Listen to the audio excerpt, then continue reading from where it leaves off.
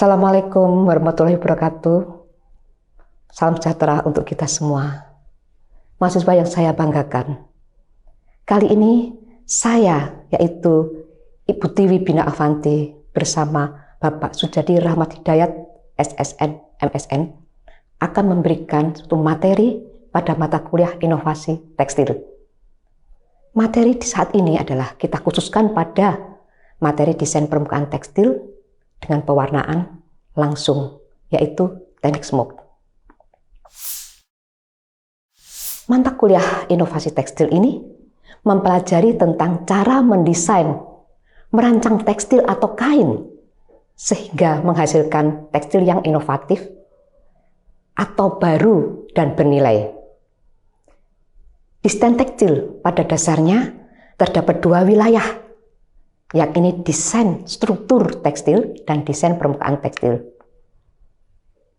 Desain permukaan tekstil pada prinsipnya adalah olah visual atau memberi ragam hias pada permukaan tekstil atau kain dengan tujuan untuk meningkatkan atau memberi nilai tambah, mencipta nilai pada kain tersebut. Metode olah visual permukaan tekstil yang berkembang sampai saat ini terdapat 3 metode, yaitu teknik manual, mechanical, dan kemudian digital. Masing-masing metode ini memiliki karakteristik teknik dan visual yang tidak bisa saling menggantikan.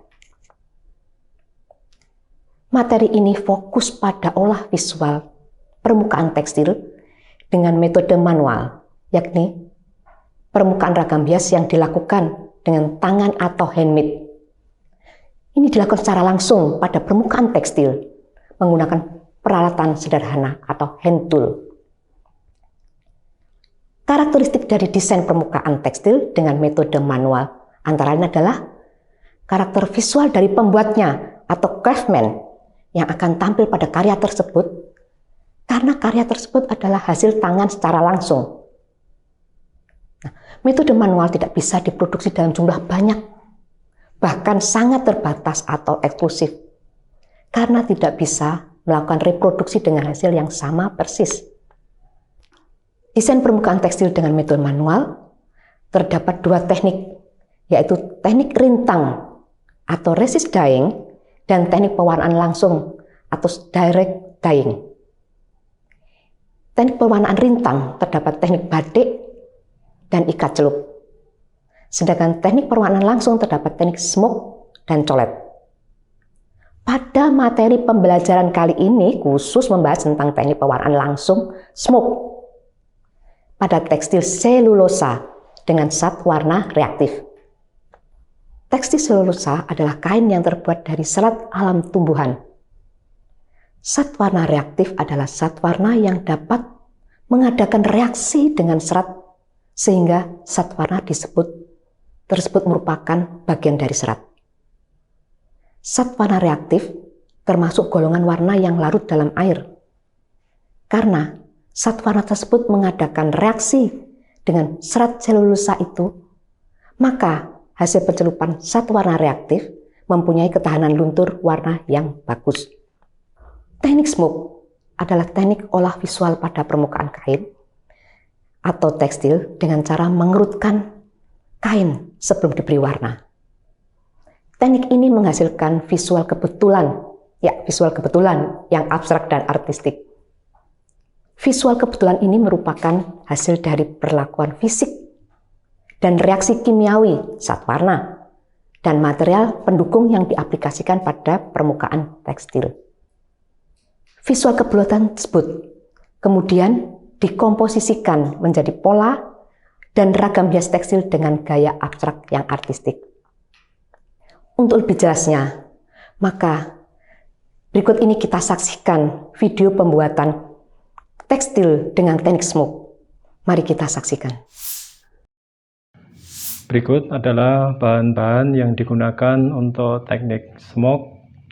Yang pertama ada kain mori, ada zat warna remasol, ada water glass, ada soda as, dan ada air.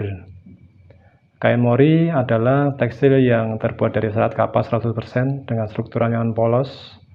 Kain ini yang biasa digunakan untuk proses pembuatan batik. Kemudian zat warna remasol merupakan zat warna reaktif yang mempunyai gugus aktif vinyl sulfonyl group. Remasol mampu menghasilkan berbagai arah warna dan cenderung cerah. Zat warna remasol dipilih karena simpel dalam penggunaannya dan mampu menghasilkan efek visual kebetulan yang artistik. Ini baru satu warna, nanti bisa menggunakan macam-macam warna. Yang selanjutnya soda as, ini berfungsi sebagai katalis untuk meningkatkan reaksi pewarnaan dalam remasol terhadap kain. Soda as digunakan untuk membantu dalam menciptakan efek visual kebetulan. Kemudian ini water glass atau natrium silikat merupakan bahan fixer untuk zat warna remasol. Dan yang terakhir adalah air, ini digunakan sebagai pelarut zat warna sekaligus nanti diproses finishing sebagai bahan untuk pencuci. Selanjutnya kita siapkan peralatan yang akan kita gunakan untuk proses smoke. Yang pertama ada kuas dengan berbagai ukuran mungkin yang bisa digunakan. Kemudian ada jegul, bisa kuas bisa jegul. Kemudian ada mangkok-mangkok kecil, ini untuk tempat melarutkan zat warna. Kemudian ada wadah atau bisa juga diganti dengan baskom atau ember untuk mencuci.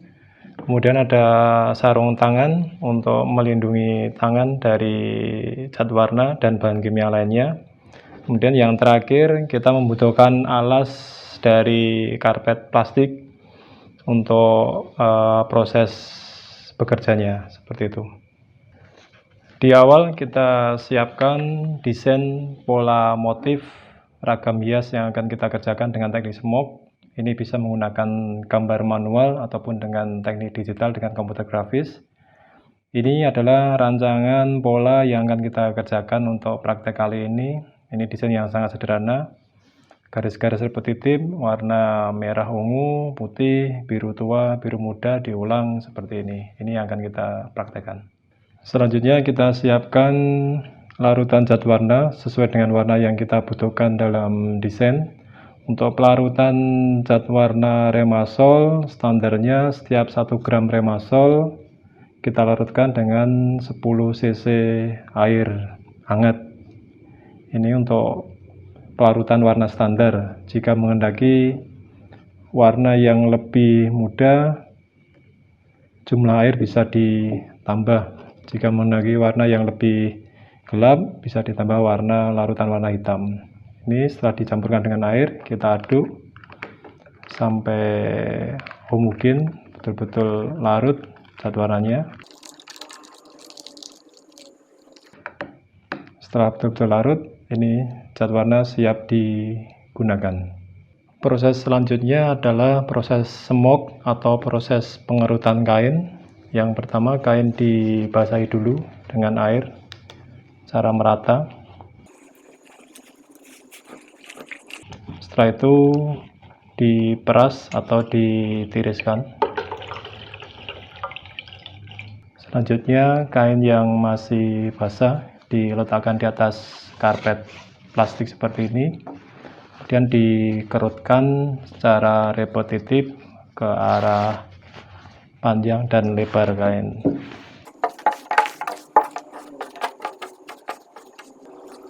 Kain dikerutkan atau disemok agar permukaan yang awalnya rata atau flat menjadi berkerut atau dan bergelembung seperti ini. Gelembung-gelembung tersebut akan berpengaruh pada reaksi fisik dan kimiawi terhadap zat warna yang diturunkan nanti pada permukaan kain sampai dengan proses pengeringan. Perbedaan posisi permukaan akan menghasilkan tingkat kecerahan warna yang berbeda. Dengan demikian, bentuk kerutan atau smoke berpengaruh pada motif atau visual yang dihasilkan pada akhirnya nanti. Selanjutnya kita masuk ke proses pewarnaan. Proses pewarnaan dalam kain yang telah dilakukan dapat dilakukan dengan teknik kuasan, kenyuan dengan spons, ataupun kita bisa dengan siraman dengan sendok, ataupun kita spray dengan alat spray. Untuk pewarnaan kita sesuaikan dengan desain yang telah kita buat. Kita mulai warna merah ungu dulu.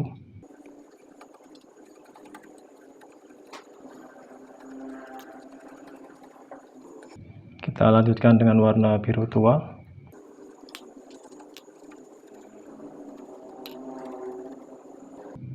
Kita lanjutkan dengan warna yang terakhir, warna biru muda.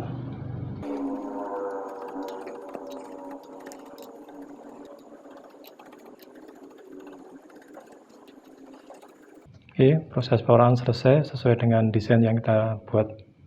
Proses selanjutnya adalah pengeringan. Pengeringan dilakukan dengan cara dijemur di bawah terik matahari. Cahaya dan panas matahari berpengaruh terhadap kecerahan warna yang dihasilkan.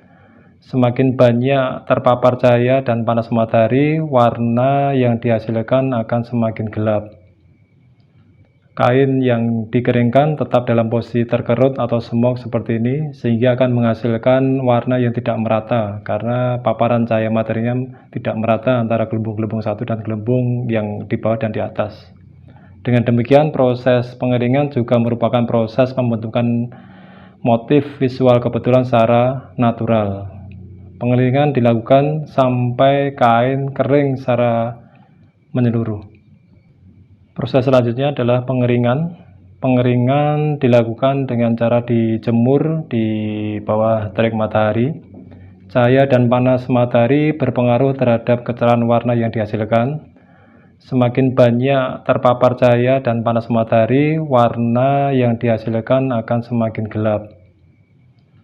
Kain yang dikeringkan tetap dalam posisi terkerut atau smoke seperti ini, sehingga akan menghasilkan warna yang tidak merata karena paparan cahaya materinya tidak merata antara gelembung-gelembung satu dan gelembung yang di bawah dan di atas.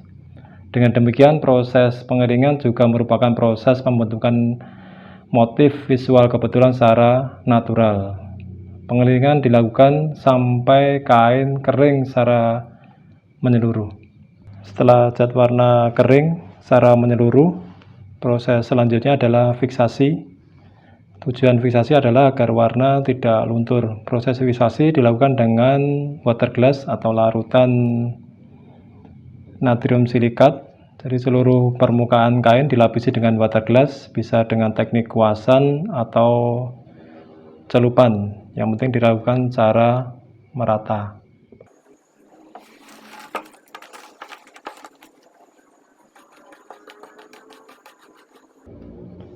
Setelah seluruh permukaan kain tertutup oleh water glass secara merata, selanjutnya kita diamkan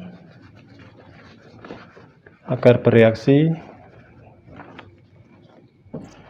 Kita bisa lipat seperti ini, kemudian kita tutup dengan plastik.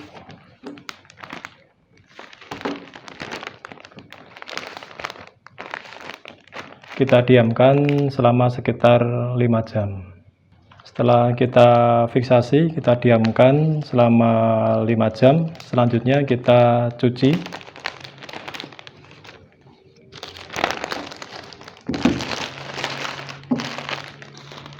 Kita cuci dengan air bersih. Proses pencucian bertujuan untuk menghilangkan water glass dan zat warna yang tidak terfiksasi ke dalam serat kain.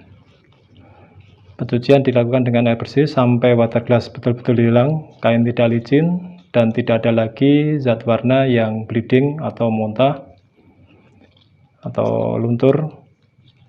Setelah itu lalu dikeringkan dan disetrika.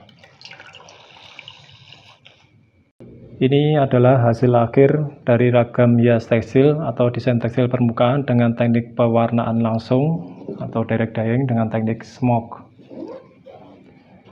Dari desain awal seperti ini, rancangan seperti ini, hasilnya visualnya seperti ini. Bentuk visual yang dihasilkan dari teknik smoke adalah bentuk kebetulan, yaitu visual yang terbentuk secara alami hasil reaksi kimiawi dan melakukan fisik selama proses produksi, yaitu dari semokan, kemudian dari efek soda abu, dan dari penyiraman cahaya matahari yang tidak merata karena hasil semokan. Visual kebetulan yang natural seperti ini merupakan keunikan dan keistimewaan dari teknik smoke ini. untuk dapat diolah menjadi ragam hias tekstil yang unik dan artistik.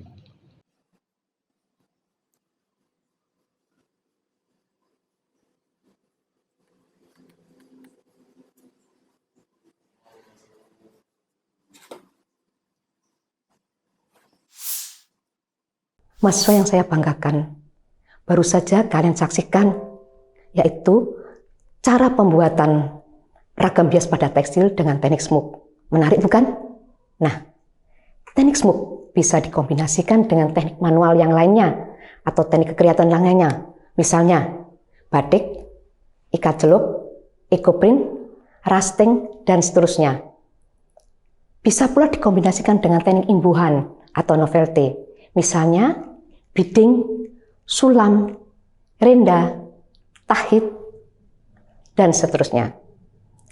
Tekstil ini kemudian bisa dijadikan sebagai bahan dasar untuk pakaian, aksesoris, pelengkap busana, pelengkap interior, elemen estetis interior, dan seterusnya.